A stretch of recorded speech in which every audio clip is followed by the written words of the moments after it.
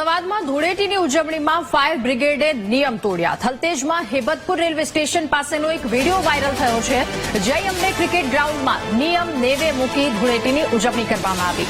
બંદોબસ્ત વચ્ચે ફાયર બ્રિગેડની ગાડીમાંથી પાણીનો મારો ચલાવવામાં આવ્યો. ઘટના અંગે ફાયર બ્રિગેડ કંટ્રોલને કોઈ જ જાણ નથી.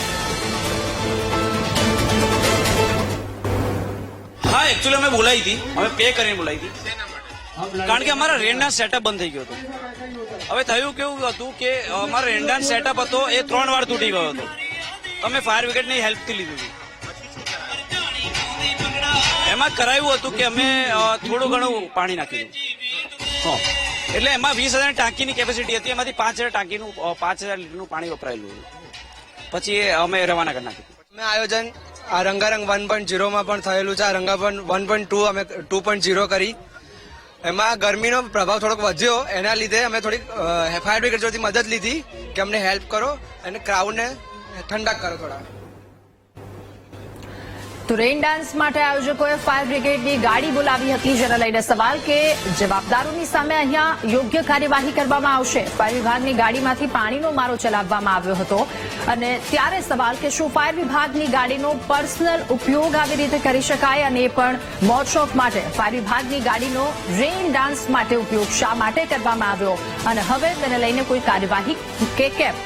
રેઇન ડાન્સ માટે ફાયરની ગાડીને આખરે કોણે મંજૂરી આપી, એ ગાડી ત્યાં સુધી પહોંચી? આયોજકો અને ફાયર વિભાગના અધિકારીની આમાં મિલીભગત છે કે કેમ? શું જવાબદારો સામે યોગ્ય કાર્યવાહી કરવામાં આવશે? કારણ કે નિયમ નેવે મૂકી અને ધૂળેટીની ઉજવણી કરવામાં આવી.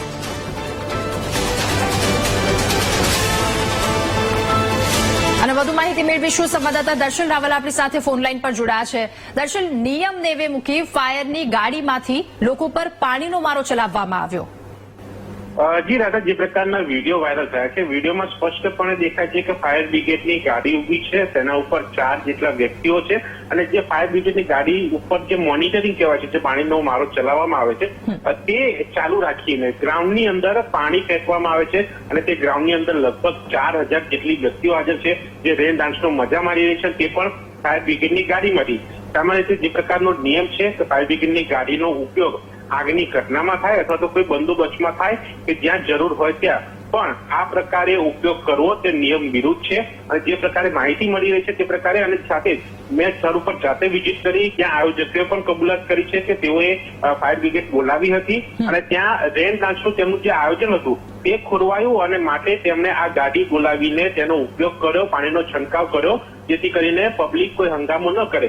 એટલે આ સવાલ એ થાય છે કે એ પબ્લિક હંગામો ન કરે તેના માટે અને તે પરિસ્થિતિ ટાળવા ફાયર બ્રિગેડનો ઉપયોગ કરવામાં આવે છે અને ફાયર બ્રિગેડના નિયમનો ભંગ થાય છે. અને એક માહિતી એ પણ અહીંયા છે કે ઉચ્ચ અધિકારી થ્રુ આ વર્દી ફાયર બ્રિગેડના ઉચ્ચ અધિકારીને મળી અને તે બાદ ઉચ્ચ અધિકારી થ્રુ જ આ વર્દી સ્ટાફને મળી અને તે બાદ ગાડી ત્યાં ગઈ છે અને તે બાદ આ ઉપયોગ થયો છે અને તેનો હાજર લોકોએ વિડીયો બનાવ્યો. તે વિડીયો વાયરલ થઈને મીડિયા સુધી પહોંચ્યો, VTV સુધી પહોંચ્યો છે અને આ દ્રશ્યો જે પ્રકારે જોઈ શકાય છે, સીધો આ નિયમનો ભંગ છે. સાથે એ પણ એક વાત છે કે આ જે ગાડી મોકલવામાં આવી છે તે ક્યાંક ચાર્જ લઈને પણ મોકલવામાં આવી હોઈ શકે છે. જે બાબતે અધિકારીને જયારે હું પૂછીશ ત્યારે કદાચ તેમાંથી ખુલાસો થશે. પણ વાત એ છે કે ખરેખર જો ચાર્જ આપીને પણ જો બંદોબસ્તમાં મોકલવામાં આવે તો તેમાં આવો કોઈ નિયમ છે કે નહીં, કે પાણીનો મારો ચલાવે છે કે નહીં. પરંતુ સામાન્ય જે નિયમ છે, મને ખ્યાલ છે ત્યાં સુધી કે આ રીતે ઉપયોગ ન થઈ શકે. જે થયો છે નિયમ વિરુદ્ધ છે અને તેમાં શું આગળ કાર્યવાહી થાય છે તે પણ જોવાનું ઈચ્છે છે, કારણ કે અધિકારીના હુકમથી આ ગાડી ત્યાં મોકલવામાં આવ્યા હોવાની વાત છે. જી દર્શન, આભાર આપનો તમામ વિગતો સાથે જોડાવા બદલ.